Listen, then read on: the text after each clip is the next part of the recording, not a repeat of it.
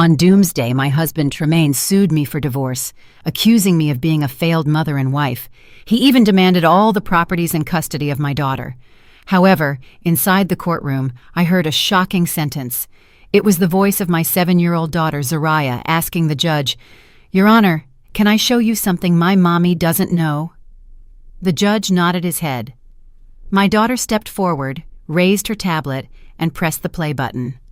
When the video started, everyone in the room froze in stunned silence. Before the story begins, please leave us a comment telling us which state or city you are watching from. Do not forget to like and subscribe so this channel can grow and bring you more exciting stories.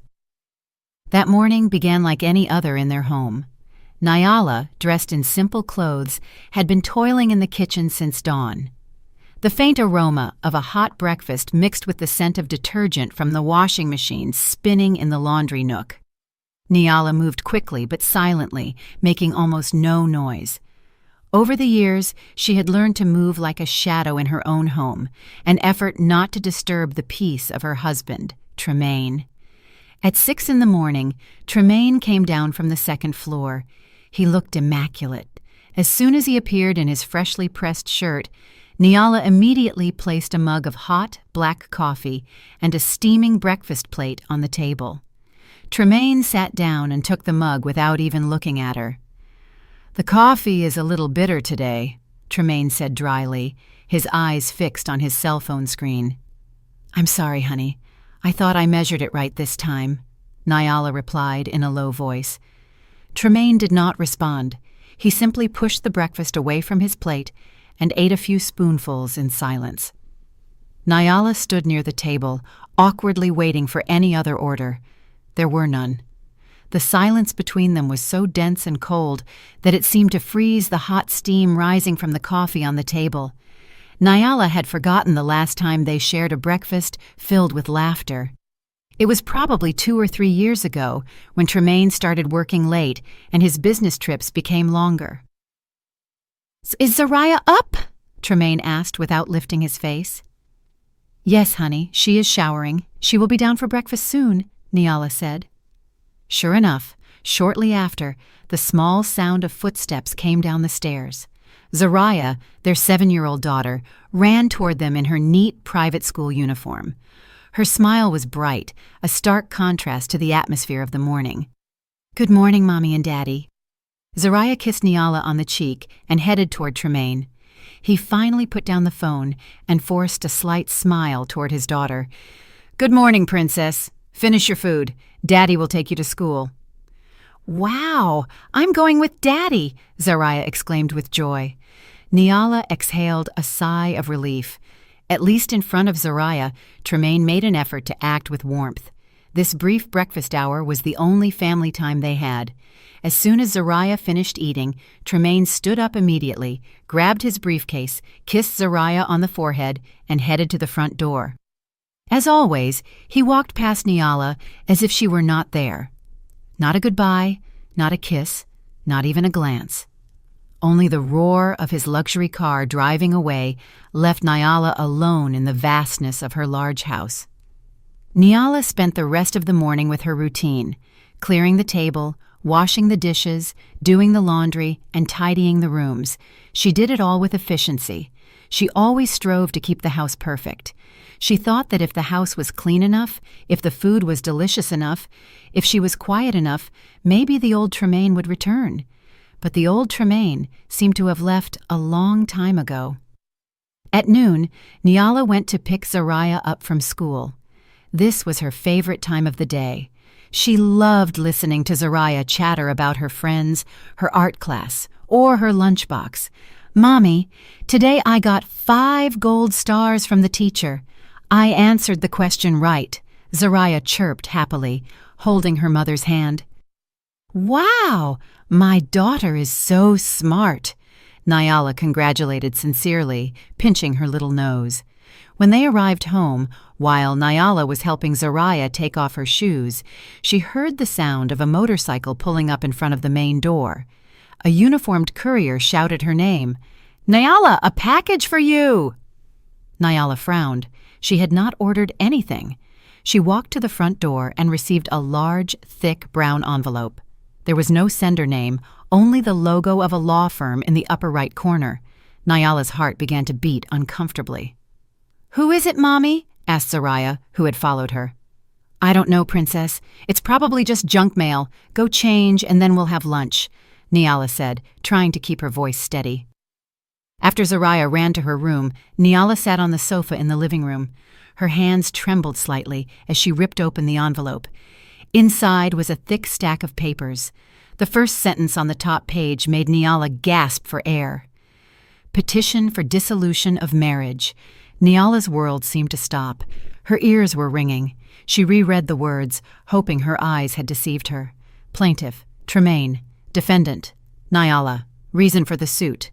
The wife has totally failed in the fulfillment of her marital duties. Nyala felt nauseous. Failed. She had dedicated her entire life to this house. She had given up her career at Tremaine's request. She had taken care of Zoraya. She made sure Tremaine's shirts were spotless every morning.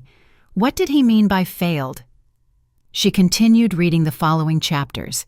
Her eyes went out of focus at the demands Tremaine was presenting. The demands were cruel. Tremaine was not only asking for a divorce, but he was also requesting full custody of Zoraya, alleging that Nyala was emotionally unstable and incapable of raising the child properly. And most devastating of all, he demanded the totality of the marital assets, including the house they lived in, with the argument that Nyala had not contributed financially and that all assets were solely the result of Tremaine's efforts. Nyala collapsed weakly onto the cold hardwood floor, the papers scattered around her, so that was why Tremaine had been so cold for months. This had been a plan hatched in secret behind her back. The front door opened. Tremaine had returned from work unusually early. He stood in the doorway looking at Nyala slumped on the floor and then at the scattered papers. His expression was cold and without a shred of guilt. "Honey, what does this mean?" Nyala's voice trembled, and tears began to well up. Tremaine took off his shoes in silence. He walked over, loosening his tie. He did not deny it or explain. He simply said coldly, "It is exactly what you read. I don't want to live with you anymore, Nyala. You have failed. You have failed as a wife and as a mother." "Failed?" Nyala moaned in disbelief. "I have taken care of this house and raised Zoraya." "Taken care of the house?" Tremaine scoffed with disdain. "The only thing you have done is spend my money. Zoraya needs a better mother, a competent one, not someone who only knows how to cry and complain like you. But all the property, this house, and Zoraya, honey, you can't take them from me." Nyala began to scream hysterically. Tremaine crouched down and looked at her with a sharp look filled with hatred that Nyala had never seen before. "I can and I will. My lawyer has all the evidence gathered. You won't get anything, Nyala. You will leave this house without a single dollar." Tremaine stood up and smoothed his suit. He looked toward the stairs, making sure Zoraya couldn't hear. "And get ready." Tremaine grinned a chilling smile that froze Nyala's blood. "My lawyer says that even your own daughter will testify in court about how incompetent you are as a mother." Nyala froze in terror, and her heart shattered into pieces. Tremaine not only wanted to divorce her, but he wanted to destroy her completely. Nyala did not sleep that night. After the cruel confrontation, Tremaine had retired to the guest room and locked the door, as if Nyala were a threat. Nyala spent the night in her daughter's room, sitting in the chair by the bed, watching Zoraya's peaceful face as she slept. Her tears did not stop falling. How could Tremaine say that Zoraya would testify against her? Zoraya was everything to her. What would they have told her little girl? That thought tormented her more than any other accusation. The next morning, Tremaine acted as if nothing had happened. He woke Zoraya up, prepared her uniform, and took her to school. He did not speak a word to Nyala. When Zoraya asked why her mother had puffy eyes, Tremaine answered with indifference, "Mommy isn't feeling very well, Princess." After they left, true terror took hold of Nyala. She had to fight. She couldn't give up on Zoraya so easily. She grabbed her phone and looked for the names of renowned divorce lawyers in the city. But the harsh reality hit her soon. Lawyers needed money, a retainer, a consultation fee. Niala realized she had no money. For all these years, Tremaine had only given her a monthly allowance, budgeted exactly for groceries and Zariah's school expenses. There was no room to save anything. Her only hope was their joint account, the one she believed was their family emergency fund. With trembling hands, Niala opened the banking app on her phone. She entered the password with her heart hammering. When the balance appeared on the screen, Niala felt her legs fail. 0. The account was at $0. It couldn't be. There should be hundreds of thousands of dollars in there.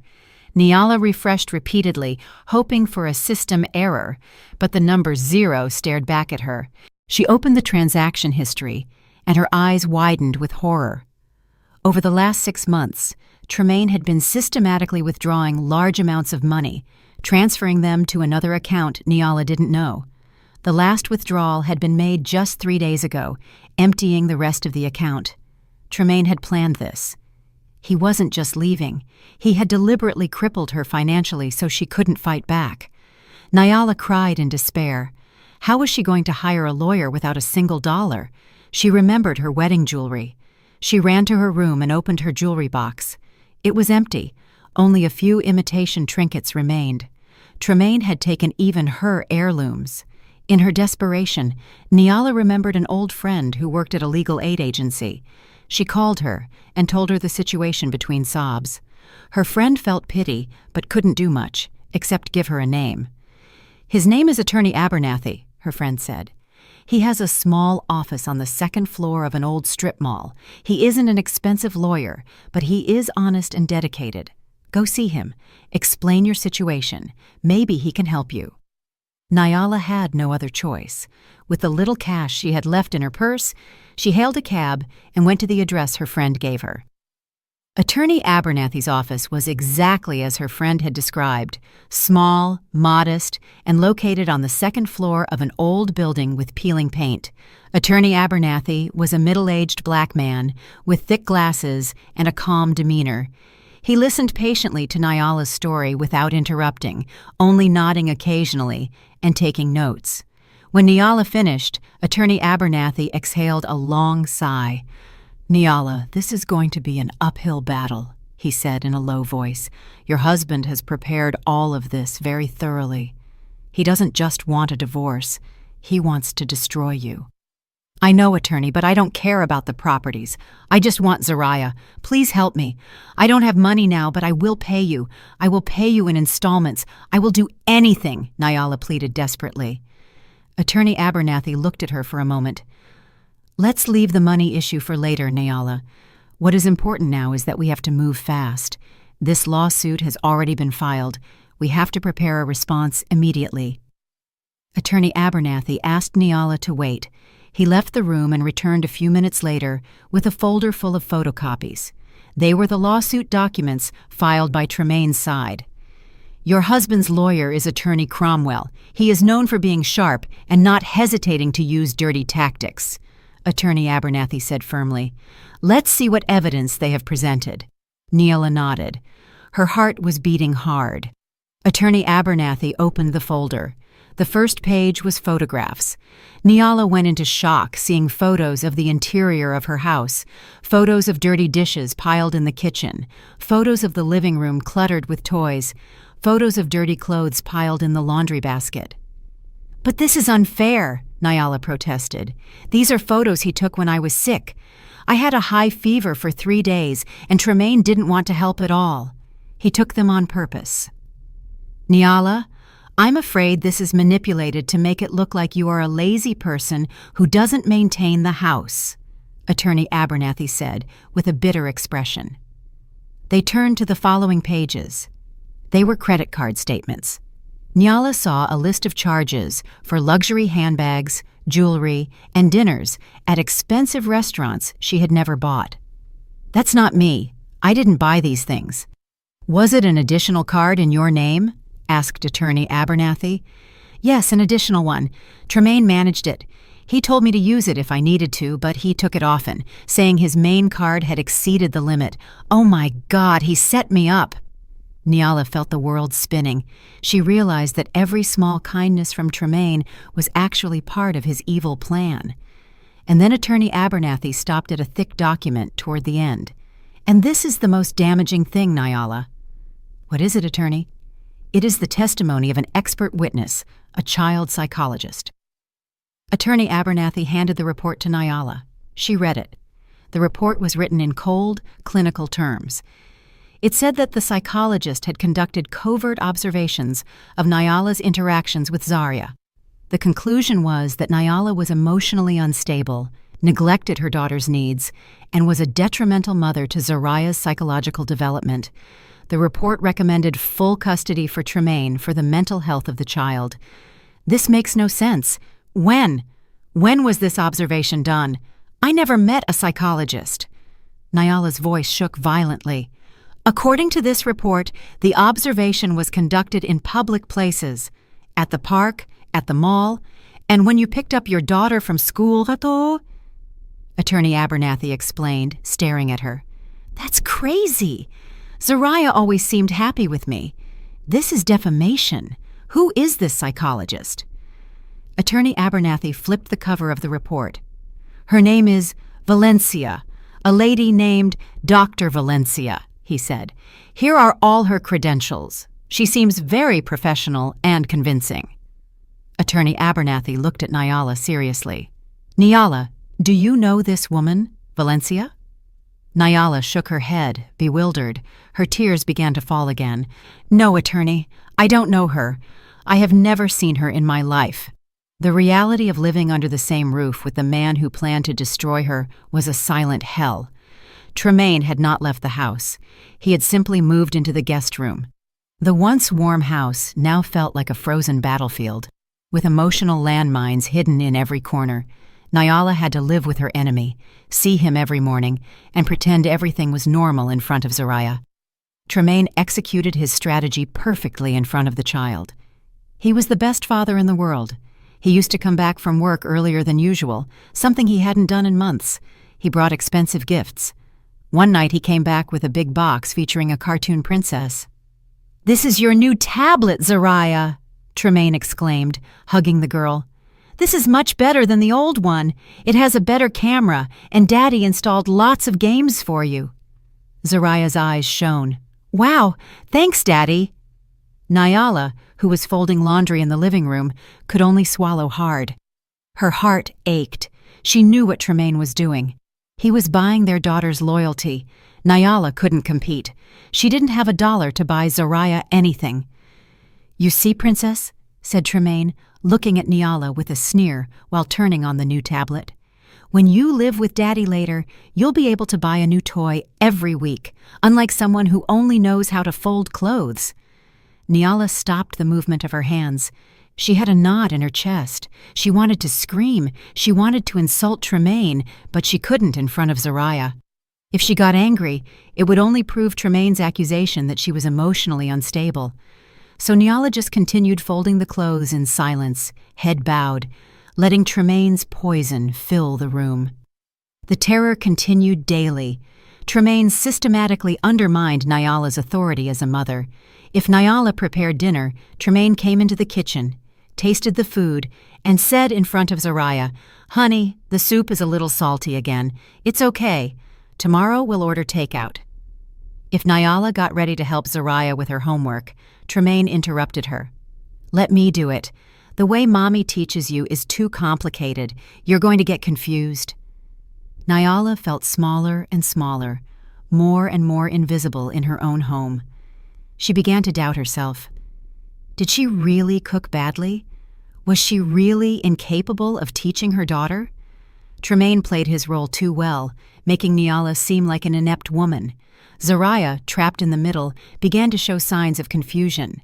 It was clear she loved her mother, but she also enjoyed all the attention and gifts from her father. Sometimes Zarya clung to Nyala as if seeking protection, but other times she seemed uncomfortable, especially after Tremaine whispered something to her. One night, Nyala couldn't sleep. She walked silently to Zariah's room to make sure her daughter was okay. She opened the door slightly. Zariah was sleeping deeply. On her desk was the new tablet Tremaine had bought her.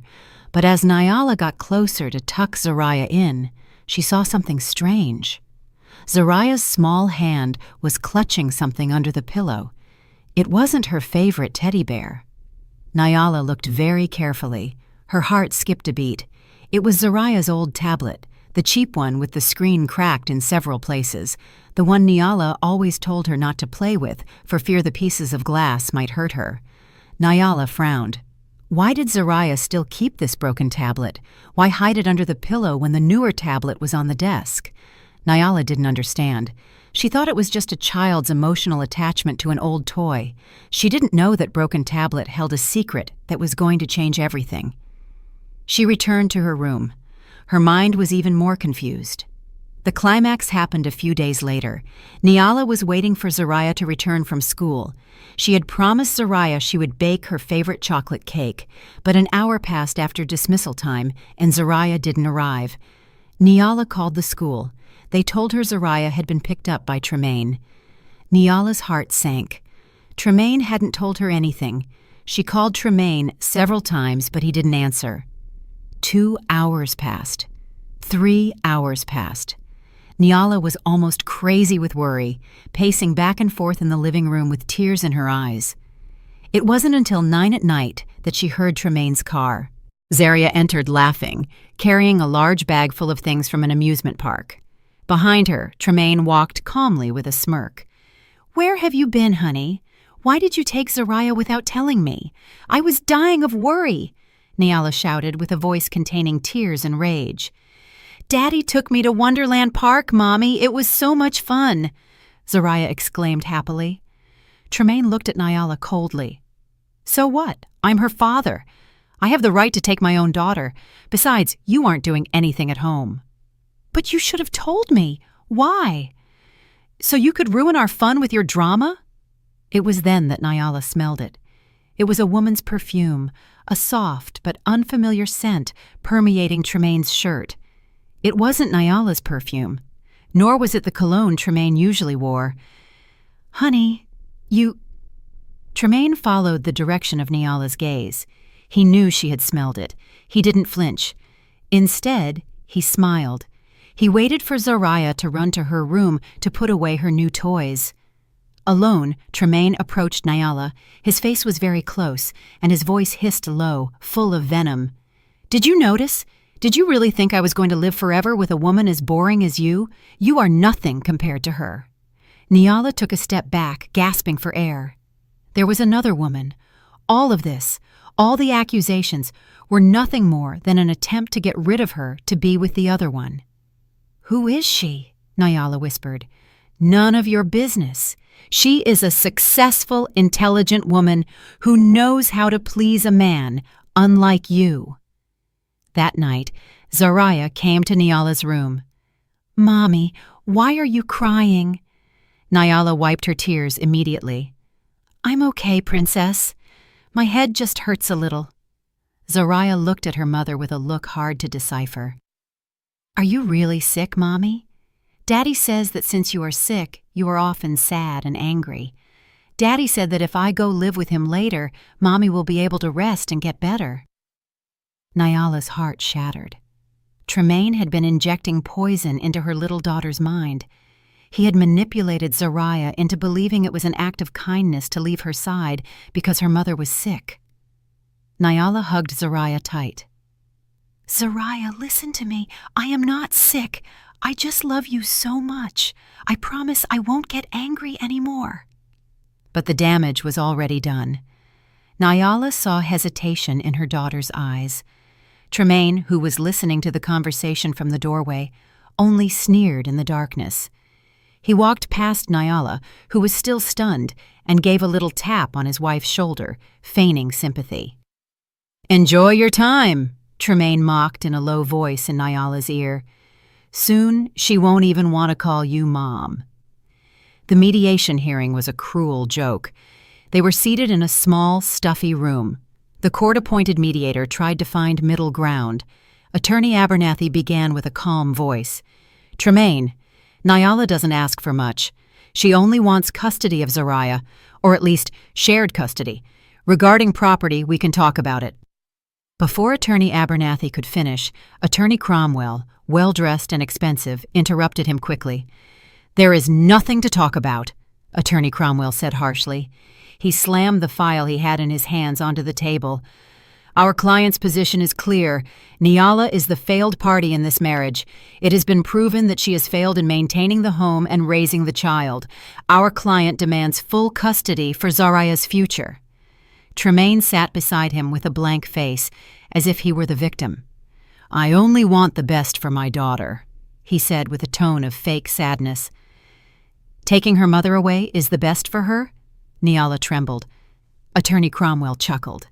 "Nyala, if you keep insisting, we will take this to trial, and I assure you that all the evidence we have will humiliate you. The photos, the credit card statements, the expert testimony.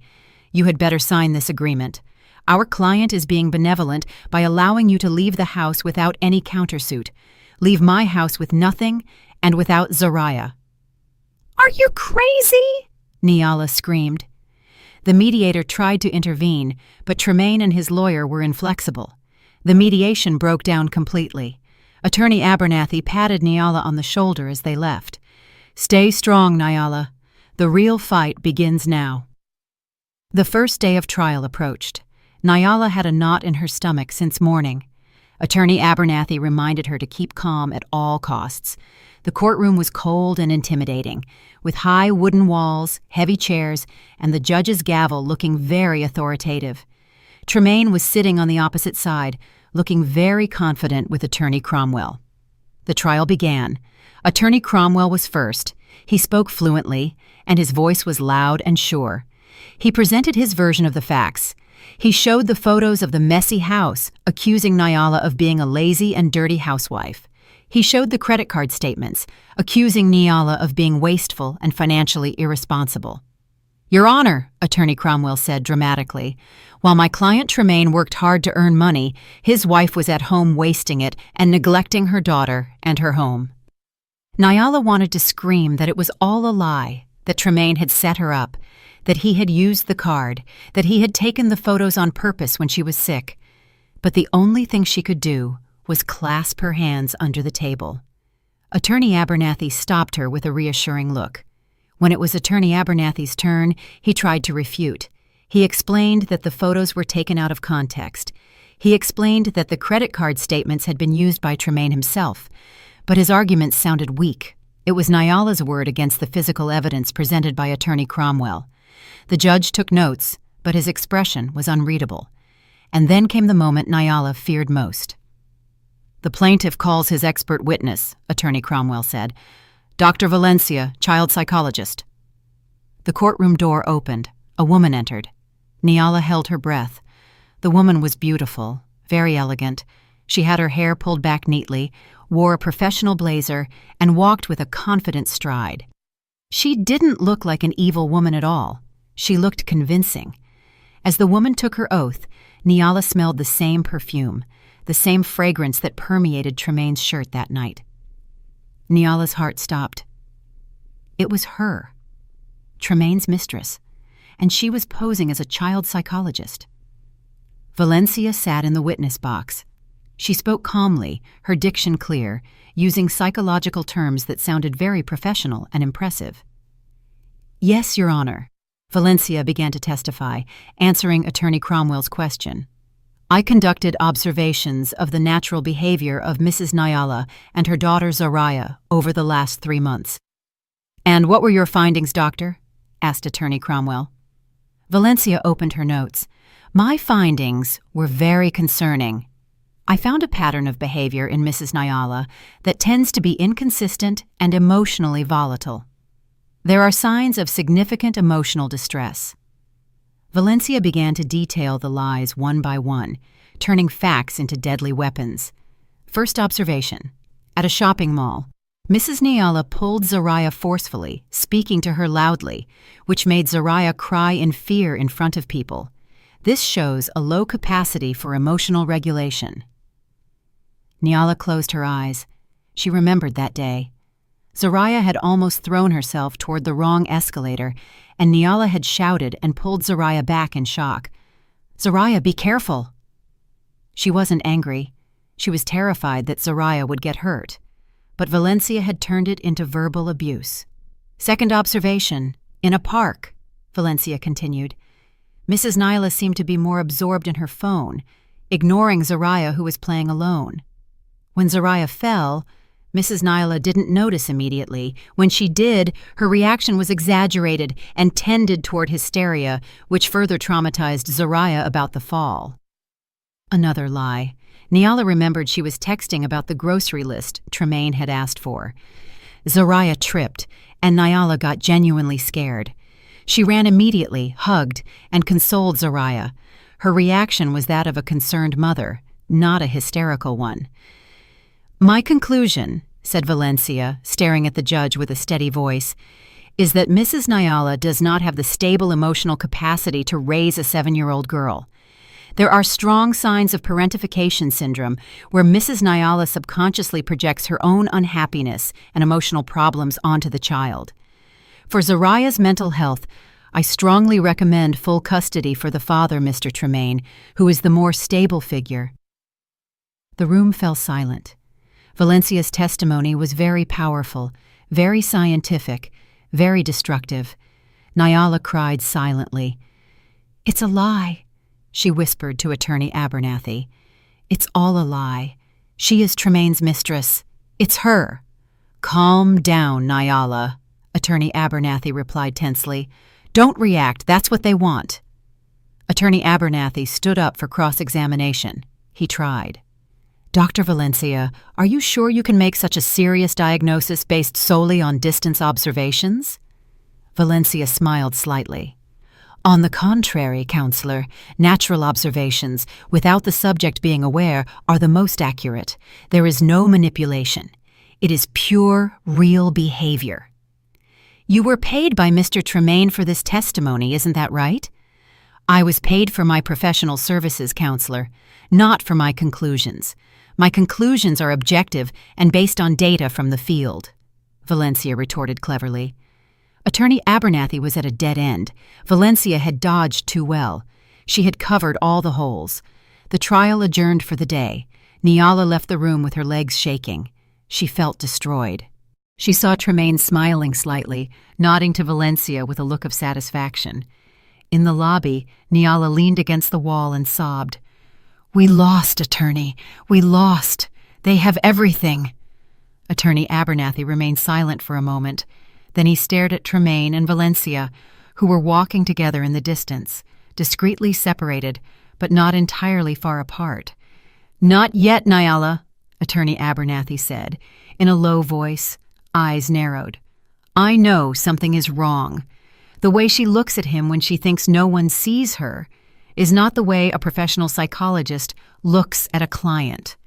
Attorney Abernathy turned to Nyala. "We have to find out who she really is." A few days before the next hearing, Attorney Abernathy called Nyala to his office. His face looked tired. The stack of papers on the desk looked thicker than before. "Nyala, I tried to trace the woman's background." Attorney Abernathy was blunt. "The result is different from what we expected." Nyala's heart raced. "What do you mean, Attorney?" "Her credentials are clean, too clean," sighed Attorney Abernathy, rubbing the bridge of his nose.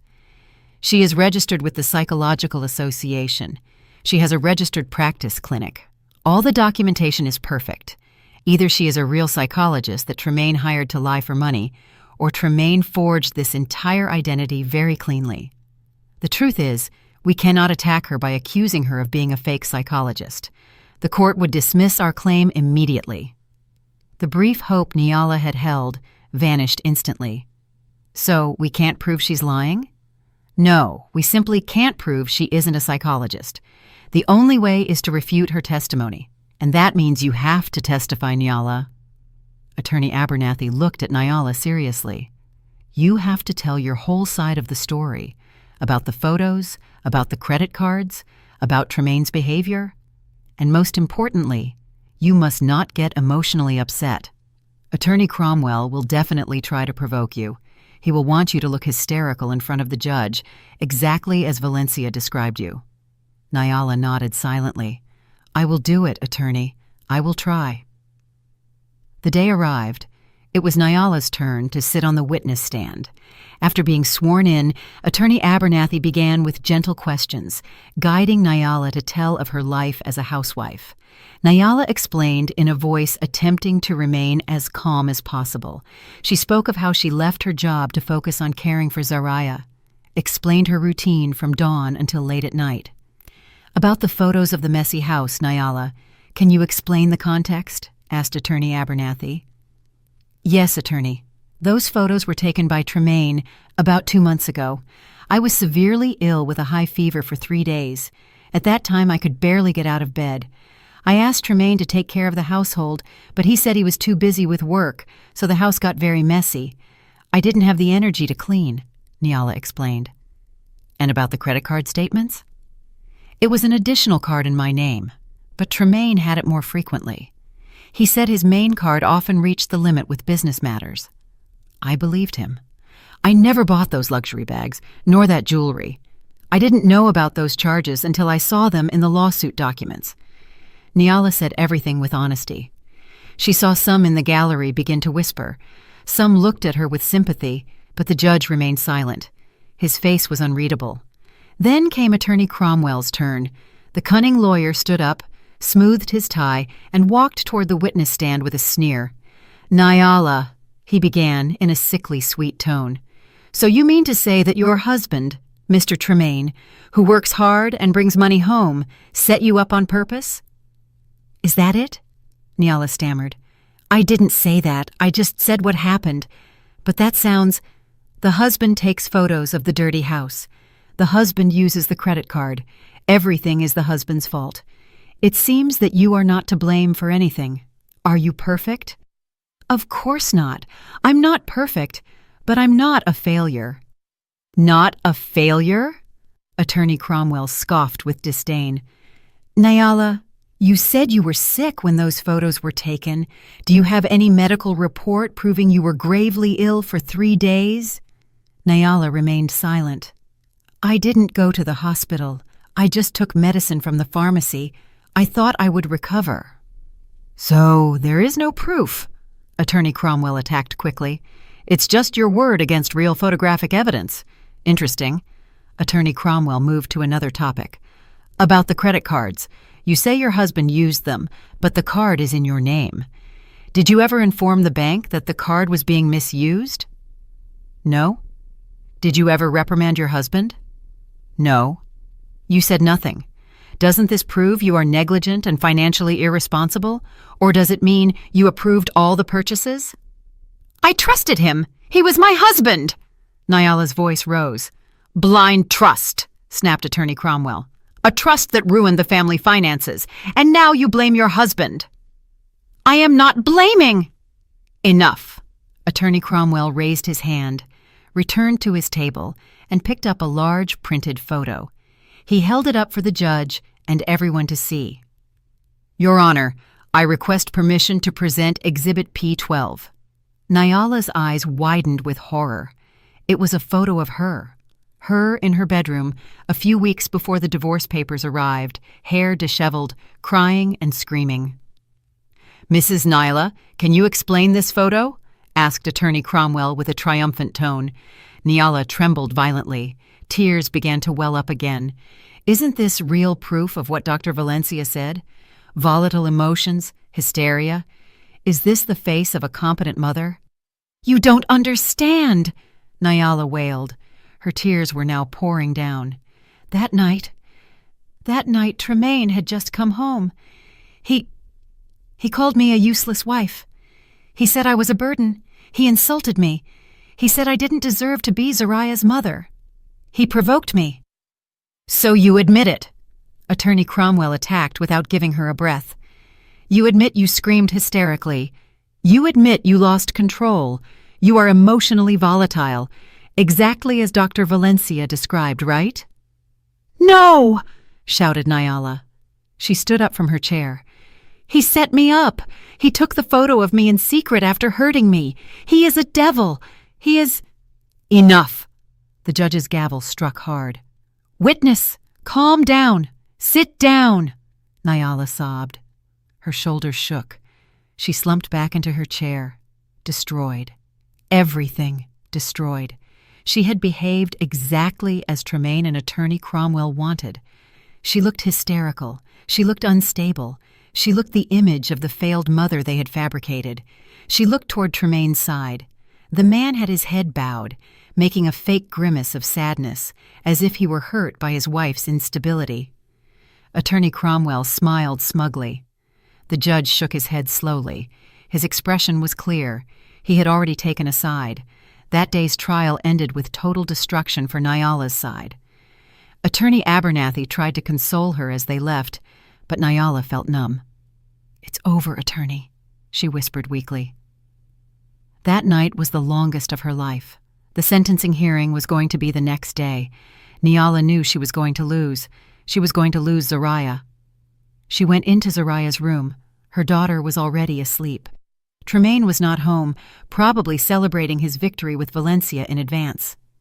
Nyala sat at the foot of the bed, stroking her daughter's hair. Her tears fell silently onto Zariah's cheek, and the girl stirred a little. "Mommy." Zariah opened her eyes, half asleep. "Shh.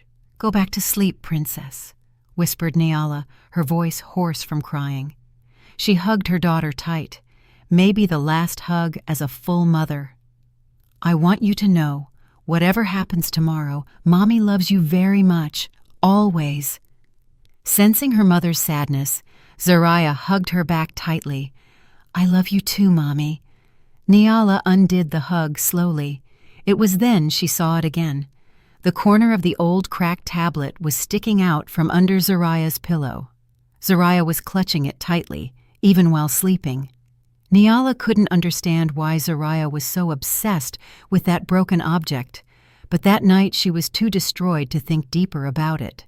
She simply kissed her daughter on the forehead and left to face the end of her world. The courtroom was colder than usual. The morning air was heavy and suffocating. Nyala sat rigidly in her chair, eyes puffy and empty. She hadn't slept all night. Beside her, Attorney Abernathy stared ahead with a somber expression. He knew he had done everything possible, but like Nyala, they faced a giant wall. The atmosphere on the opposite side of the room was very different. Tremaine looked fresh and confident in a new suit.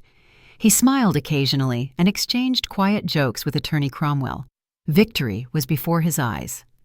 In the gallery, Nyala saw Valencia. The woman was seated elegantly, dressed in a cream-colored dress, looking at Nyala with a barely visible smile, the smile of the victor. The judge entered. The room fell silent instantly. Nyala's heart beat so hard it hurt. "In the matter of the divorce petition, registry number, family court case number," the judge began formally, "today's subject is the reading of the verdict. But before that—" He requested both parties present their closing arguments. Attorney Cromwell stood up first. He summarized his victory skillfully. "Your Honor," he said loudly, "during this trial we have seen irrefutable evidence.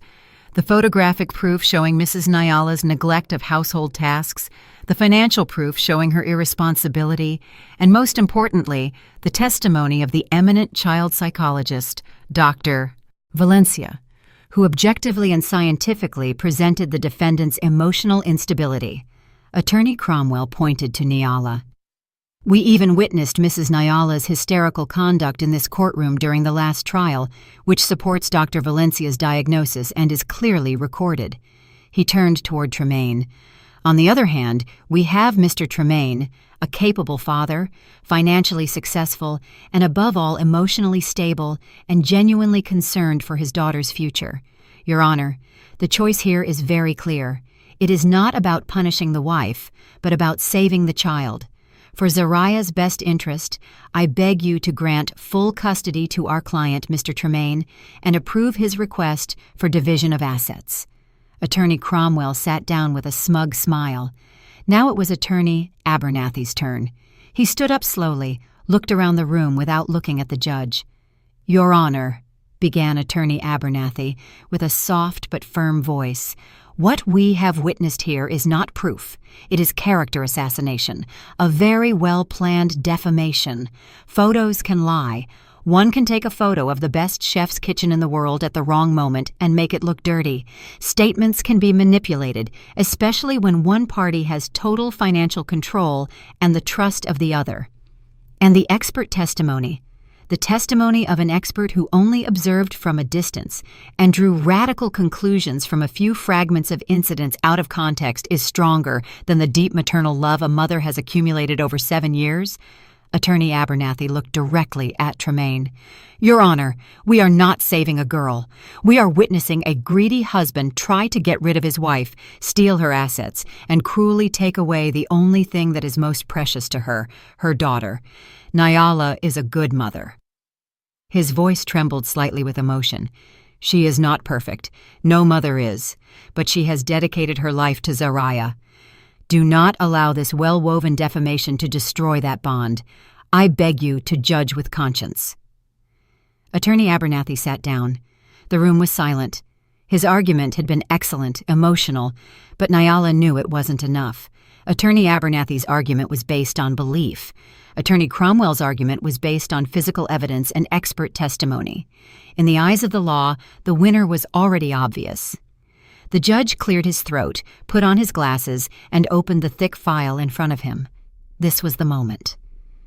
Having reviewed all documents from both parties, heard all testimonies, and considered all evidence presented, the judge began with an expressionless tone. Her heart shrank. "The court notes that the plaintiff, Mr. Tremaine, has been successful in presenting significant evidence." The judge continued. Nyala lowered her head and closed her eyes. "First, the visual evidence. That is, the photographs demonstrated the negligence of the defendant, Mrs. Nyala, in household management. Second, the financial evidence demonstrated a considerable spending imbalance on the credit card in the defendant's name." Every sentence was a knife cut. "And most damaging," said the judge, his voice sounding definitive, "is the testimony of the expert witness, Dr. Valencia, regarding Mrs. Nyala's emotional state. This testimony was unfortunately reinforced by the defendant's own conduct in the last trial, providing the court with a very troubling image of the psychological environment for the child's growth." Nyala began to cry silently. It was over. Tremaine looked at Nyala, and a slight, cruel smile of victory appeared at the corner of his mouth. Valencia behind him sat up straighter in her seat, ready to applaud. With all considerations mentioned above, and especially for the best interest and mental health of the minor Zariah, the judge raised his gavel, and Nyala closed her eyes, ready to hear the sentence that would destroy her life. "The court rules! Stop!" The voice was small, but it cut through the silence of the courtroom. It was sharp and clear. Everyone turned their heads in unison toward the source of the voice. In the slightly open door at the back of the room stood Zariah. She was alone, still in her school uniform. Obviously, she had snuck in. Tremaine's face went from arrogance to shock and pallor. "Zariah, what are you doing here? Get out of here!" he shouted in panic. "Guard! Zariah!" "Sit down, Princess," Tremaine tried again with a tense voice, but Zariah didn't move. She walked into the courtroom. The sound of her small steps echoed on the marble floor. She didn't look at her mother, who was astonished with her mouth open. She didn't look at her father, who was furious. She looked directly at the judge. The room, which had been silent awaiting the sentence, was now frozen. The gavel, which was about to fall, stopped in midair. The judge's eyes widened, looking at the little girl in the doorway. Nyala turned around, feeling her heart fall out of her chest. "Zariah?" she whispered in disbelief.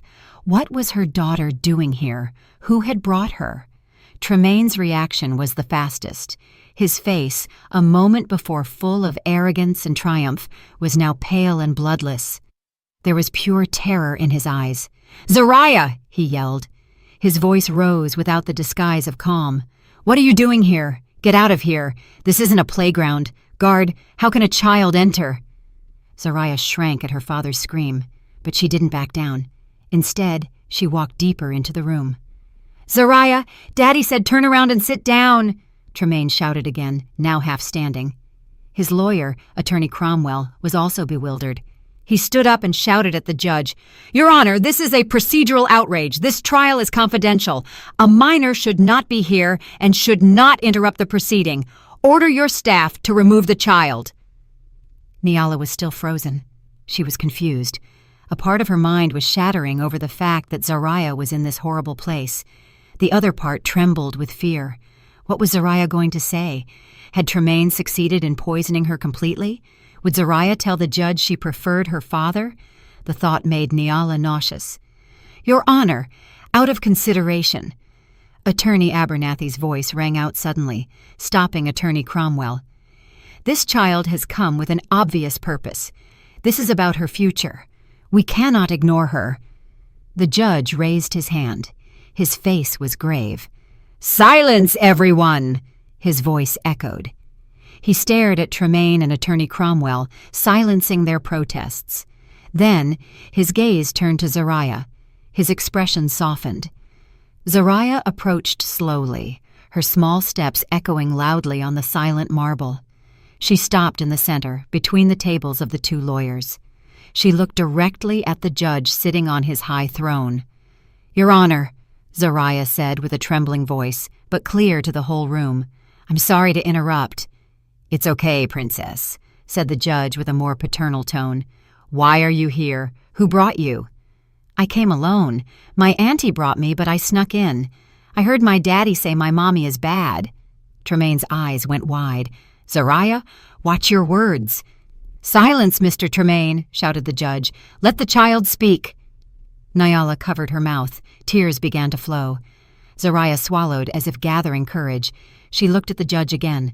Her pure, clear eyes showed sincerity. "Daddy said my mommy is bad. Daddy said my mommy gets very angry. Daddy said my mommy can't take care of me," she continued, her voice shaking slightly. Nyala closed her eyes. This was the end. Zariah was going to repeat all of Tremaine's lies, but a sentence made Nyala open her eyes. "But can I show you something?" Zariah looked at the judge with pleading eyes. "Something my mommy doesn't know." That phrase hung in the air. "Something my mommy doesn't know." Nyala frowned. What did she mean? Attorney Cromwell jumped up again. "Your Honor, this is absurd. A recording from a child cannot be used as evidence. This is an invasion of privacy recorded without permission." "That recording proves the lies of your expert witness, Attorney Cromwell," retorted Attorney Abernathy sharply. "This is very intriguing. Enough arguing." The judge banged his gavel. His eyes, previously paternal, now shone intensely. He sensed there was a big lie. "Clerk, help this child. Connect that device to the court monitors right now." "No!" Tremaine screamed desperately. He gripped the edge of the table with white knuckles. "I object, Your Honor. This is a setup." "Your objection is noted, Mr. Tremaine. Now sit down," ordered the judge. A clerk approached Zariah quickly and carefully took the cracked tablet. He looked for a cable, and moments later the large monitor screens on the courtroom wall went black and then showed Zariah's tablet home screen. Tremaine covered his face. Valencia behind him seemed to shake violently. Zariah, now standing next to the clerk, looked at the screen. She didn't look at Nyala or Tremaine. She was focused on her mission. "This one," she pointed to a video file in the gallery. The clerk clicked on it. A video thumbnail appeared. "Go ahead, Princess," said the judge. "Play the video." Zariah stretched out her small index finger. She pressed the play button on the screen. The video started. The large monitor screen flickered. The shot was slightly shaky and tilted. The angle was low, as if recorded from behind something. A quiet laugh was heard. "It's our living room," whispered Nyala, recognizing the sofa and the large plant pot in the corner of the room. The video seemed to have been taken from behind that pot where Zariah often hid while playing hide-and-seek. And then two figures entered the recorded shot. Tremaine and Valencia. Not Valencia in the professional blazer like in court, but Valencia in fine, comfortable loungewear. Her hair was down. Tremaine entered laughing and immediately hugged Valencia from behind, kissing her on the neck. "Oh my God!" A muffled exclamation was heard throughout the room in unison. Nyala froze with her breath caught in her throat. So the perfume, her suspicions, everything was true. The woman who gave false testimony to ruin her was the same one sleeping with her husband in her house. On the other side, Attorney Cromwell stared at the monitor with his mouth open. He turned to Tremaine with a look of horror, as if saying, "You never told me this." In the gallery, Valencia lowered her head, trying to hide her face. And then the voices of the figures in the video were heard clearly in the silence of the courtroom. Valencia's voice. "Are you sure your plan will work? Your wife is so stupid."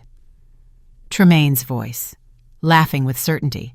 "Stupid and submissive. She won't suspect anything. All the money has already been transferred to your account, baby." "Are you sure?" Nyala felt her legs fail. Her money, her joint account, had been transferred to Valencia's account. "Oh, God," Attorney Abernathy murmured beside her, his eyes fixed on the screen. The video continued. Tremaine sat on the sofa and pulled Valencia onto his lap. Tremaine's voice. "Once the verdict comes out tomorrow, I will officially get custody of Zariah. We will sell this house from hell immediately and move to Switzerland, far away from her." Valencia's voice, coquettish. "And Zariah seems very attached to her mother." This was the part that hurt Nyala the most. She held her breath, waiting for Tremaine's answer. Tremaine's voice, disdainful. "Oh, the kid is easy to handle. Just give her a new tablet, and she'll forget her mother. You will be her new mother, a smarter, more successful, and much sexier mother." Tremaine kissed Valencia passionately in the video. "Enough! Turn it off!" Tremaine screamed in rage. He jumped from his chair, trying to run toward the clerk's table to stop the video. "Officers, restrain him!" shouted the judge with anger. The 2 security guards guarding the door moved immediately.